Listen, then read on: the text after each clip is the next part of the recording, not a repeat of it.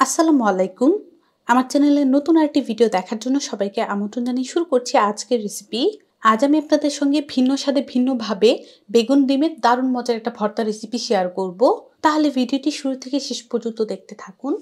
বেগুনের ভর্তা করার জন্য এখানে আমি একটা বড় সাইজের বেগুন নিয়ে নিলাম। এখন এই বেগুনটাকে যেটা করতে হবে, একটা ছুরির সাহায্যে এভাবে কেটে নিব। তারপর একটু মোটা মোটা করে বেগুনটাকে এভাবে কেটে নিচ্ছি। বেগুনটাকে 4টা স্লাইস করে কেটে নিয়েছি আর স্লাইসগুলো একটু দেখুন মোটা মোটা করে আমি কেটে নিয়েছি। এখন আমাদের যেটা করতে হবে, এখান থেকে একটা স্লাইস আমি এখানে রেখে দিলাম। এখানে আমি আরেকটি স্টিলের গ্লাস নিয়ে নিলাম।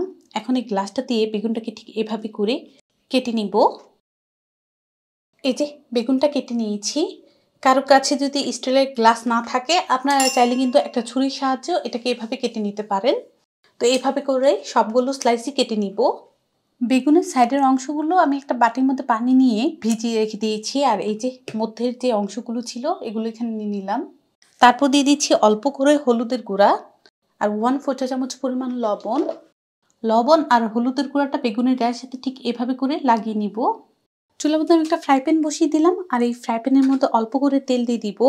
তেলটা কিছুক্ষণ এভাবে রেখে দিব গরম হওয়ার জন্য। তেলটা আমাদের গরম হয়ে গিয়েছে। এখন ওই যে বেগুনের পিসগুলো আছে দিয়ে দিব। এই বেগুনের স্লাইসগুলোকে কিছুক্ষণ আমি এই প্যানের মধ্যে ভেজে নিচ্ছি। বেগুনগুলো ঠিক উল্টিয়ে পাল্টে কিছুক্ষণ আমি ভেজে নিয়েছি। আর এই হাতলটা দিয়ে ঠিক এভাবে চেপে চেপে যে বেগুনের এক্সট্রা পানিটা আছে সেটাকে আমি বের করে নিচ্ছি। এভাবে যদি চেপে পানিটা বের করে নিই তাহলে কিন্তু ভর্তা তৈরি করতে গেলে আর বেগুন থেকে পানি ছাড়বে না। আরও 2-3 মিনিট ভেজেছি আর বেগুনটা আমাদের ভাজা হয়ে গিয়েছে। এখন আমি এগুলো নামিয়ে নিব। আবারও এই প্যানের মধ্যে আমি 1 টেবিল চামচ পরিমাণ তেল দিয়ে দিচ্ছি। আর এখানে 7-8টা শুকনা মরিচ দিয়ে দিব। এই মরিচগুলো কিছুক্ষণ প্যানের মধ্যে ভেজে নিব। কিছুক্ষণ এই মরিচগুলো ভেজে নিয়েছি আর এই মরিচগুলো কিন্তু আমাদের ভাজা হয়ে গিয়েছে। এই যে এখন মরিচগুলো উঠিয়ে নিব। ভর্তাটা তৈরি করার জন্য যে মরিচগুলো ভেজে রেখে দিয়েছিলাম সেগুলো পুটা ছাড়িয়ে এভাবে নিয়ে নিচ্ছি। আর আমি সবগুলো মরিচ দিয়ে ভর্তাটা করব। ভর্তা যদি একটু ঝাল না হয় তাহলে কিন্তু খেতে ভালো লাগে না। তারপর এখানে 1/2 চা চামচ পরিমাণ লবণ দিয়ে দিচ্ছি। লবণ দিয়ে মরিচগুলো ঠিক এভাবে করে ভেঙে নিব। মরিচগুলো ভেঙে নিলাম। 1/2 কাপ পরিমাণ পেঁয়াজ কুচি করে রেখে দিয়েছিলাম, পেঁয়াজ কুচিটা নিয়ে নিচ্ছি। পেঁয়াজ কুচিটা মরিচের সাথে ভালো করে এভাবে ডলে নিব। পেঁয়াজটা আমি ভালো করে ডলে নিলাম। এখন যে ভেজে রাখা বেগুনটা ছিল এই বেগুনের সাথে এভাবে মিশিয়ে নিব। আর হাত দিয়ে ভালো করে এগুলো ম্যাশ করে নিতে হবে। ভালো করে মিশিয়ে নিয়েছি। এখানে কিছু ধনিয়া পাতা কুচি দিয়ে দিব। আর 1 চা চামচ পরিমাণ সরিষার তেল দিয়ে দিচ্ছি। আবারও ভালো করে আমি মিশিয়ে নিব। তৈরি হয়ে গিয়েছে কিন্তু বেগুনের ভর্তাটা। চাইলে কিন্তু আপনারা এভাবে ভাতের সাথে খেতে পারেন। এখানে আরেকটি বাটি নিয়ে নিলাম আর এই বাটির মধ্যে 2টা ডিম ভেঙে নিব। তারপর দিয়ে দিচ্ছি 1/4 চা চামচ পরিমাণ লবণ। লবণটা দেওয়ার পর একটা চামচের সাহায্যে ডিমগুলো ফেটিয়ে নিব। ডিমগুলো ফেটিয়ে নিয়েছি আর কিছু ধনিয়া পাতা আগে থেকেই কুচি করে রেখে দিয়েছিলাম।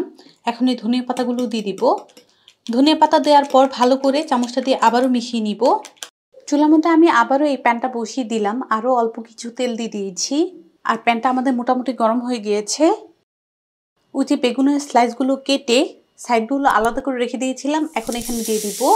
তারপর যে ডিমের মিশ্রণটা আমি রেডি করেছি সেই ডিমের মিশ্রণটা এখন দিয়ে দিচ্ছি।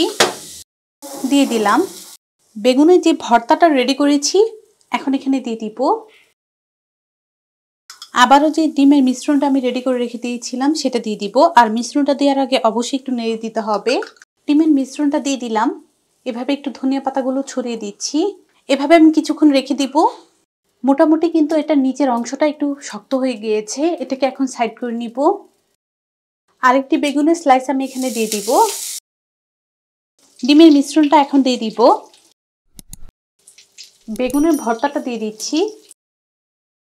ভর্তাটাও দিয়ে দিলাম। আবারও ডিমের মিশ্রণটা দিয়ে দিচ্ছি। কিছুক্ষণ এভাবেই রেখে দিয়েছিলাম। এখন এগুলো উল্টিয়ে দিব। আর সাবধানে কিন্তু উল্টিয়ে নিতে হবে। 2টা বেগুনের স্লাইসে আমি উল্টিয়ে দিয়েছি আর এখন চুলা আঁচটা একদম লোতে করে দিব। আর লো আছে এই বেগুনগুলো কিছুক্ষণ এভাবে ভেজে নিচ্ছি। চুলা আঁচ লোতে রেখে 4-5 মিনিট বেগুনগুলো ভেজেছি আর এগুলো কিন্তু আমাদের ভাজা হয়ে গিয়েছে। এখন আমি চুলা থেকে নামিয়ে নিব। আর মাশাআল্লাহ দেখুন কত সুন্দর হয়েছে। গরম ভাতের সাথে কিন্তু বেগুনের এই ভর্তাটা খেতে ভীষণ মজা লাগবে। আমি আশা করছি আমার এই ডিম বেগুনের ভর্তার রেসিপিটি আপনাদের ভালো লেগেছে। ভালো লাগলে অবশ্যই একটা লাইক দিবেন, চ্যানেলটাকে সাবস্ক্রাইব করবেন। সবাই ভালো থাকবেন, সুস্থ থাকবেন। আল্লাহ হাফেজ।